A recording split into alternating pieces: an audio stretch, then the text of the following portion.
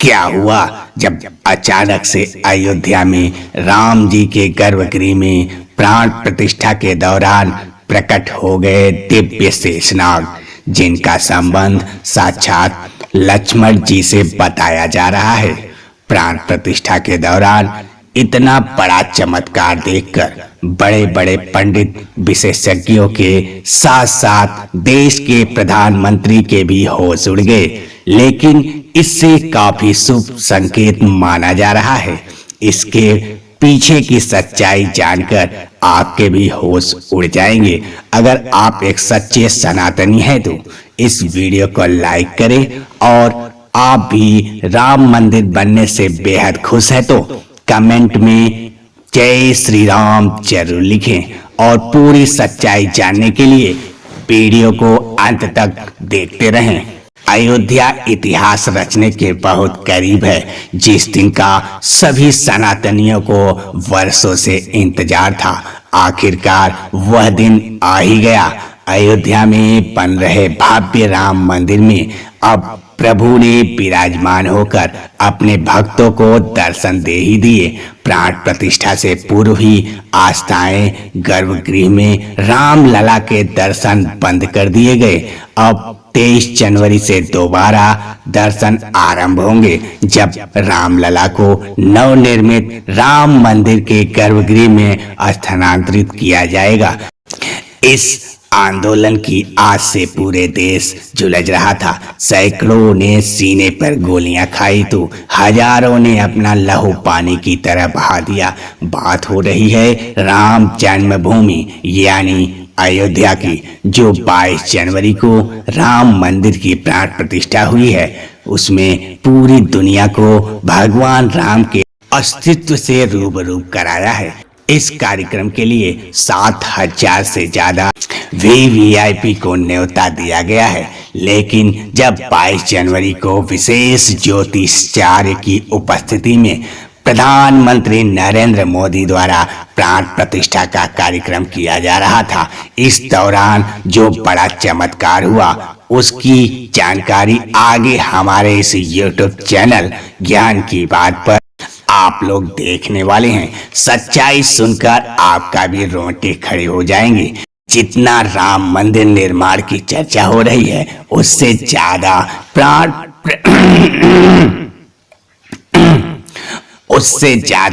प्राण प्रतिष्ठा को लेकर हो रही है। जब नरेंद्र मोदी यजमान प्राण प्रतिष्ठा की तैयारी करने पहुंचे, चारों भाइयों के साथ राम लला की छोटी प्रतिमा और 5 फुट की बालक स्वरूप राम लला की बड़ी प्रतिमा गर्भगृह में स्थापित की गई। सबसे पहले तो प्राण प्रतिष्ठा में जितने भी हमारे यहाँ देवता हैं, नवग्रह हैं और जितनी राशियां हैं, सभी को शांति करने के लिए पूजा अर्चना हुई। यह सब करने के बाद में मूर्ति के शुद्धिकरण किया गया और मंत्र जाप शुरू किया गया। यह मंत्र काफी वैदिक होते हैं। इन मंत्रों में शक्ति होती है कि यह किसी भी मूर्ति के अंदर प्राण डाल सकते हैं। लेकिन जब प्राण प्रतिष्ठा का कार्यक्रम चल रहा था, इस दौरान वहां पर एक ऐसा चमत्कार हुआ जिसे देखकर सभी पंडितों के और वहां खड़े सभी लोगों के होश उड़ गए। गर्भगृह में प्रभु श्री राम के राम मूर्ति में चरणों के पीछे से अचानक सांप का एक छोटा बच्चा वहां निकल आया, जिसे देखने के बाद सभी लोगों का यही मानना था स्वयं शेषनाग ने प्राण प्रतिष्ठा के इस कार्यक्रम में आहुति दी है।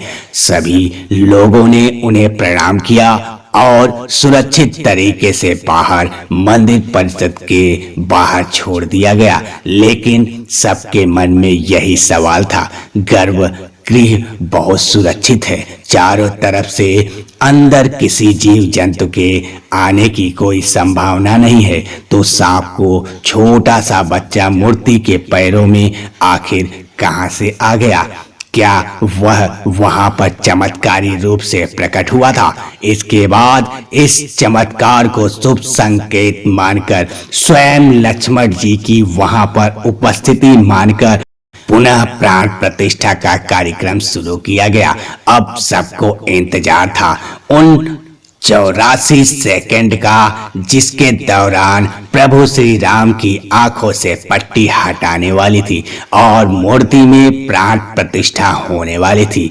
इन 84 सेकंड को विशेष मुहूर्त के तौर पर देखा जाता है, जिसे अभिजीत मुहूर्त कहते हैं, जो कि 11 बजे से लेकर 12 बजे के बीच कुछ सेकंड होते हैं। और जैसे ही 11 से 12 के बीच अभिजीत मुहूर्त का निर्माण हुआ, उन खास 84 सेकंड के दौरान विशेष ज्योतिषाचार्य द्वारा प्रभु श्री राम की आंखों की पट्टी खोल दी गई।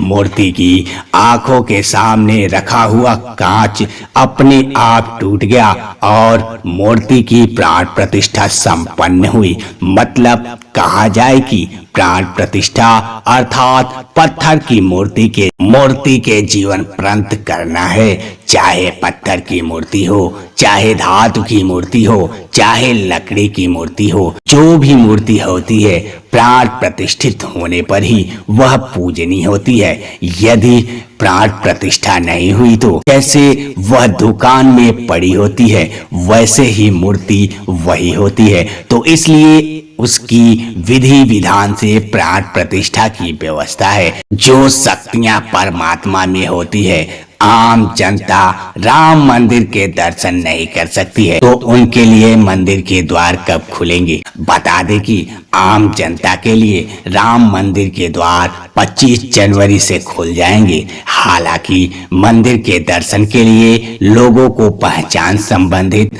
अपने दस्तावेज लेकर जाने होंगे। इन दस्तावेजों की लिस्ट में आधार कार्ड को पहले नंबर पे रखा गया है।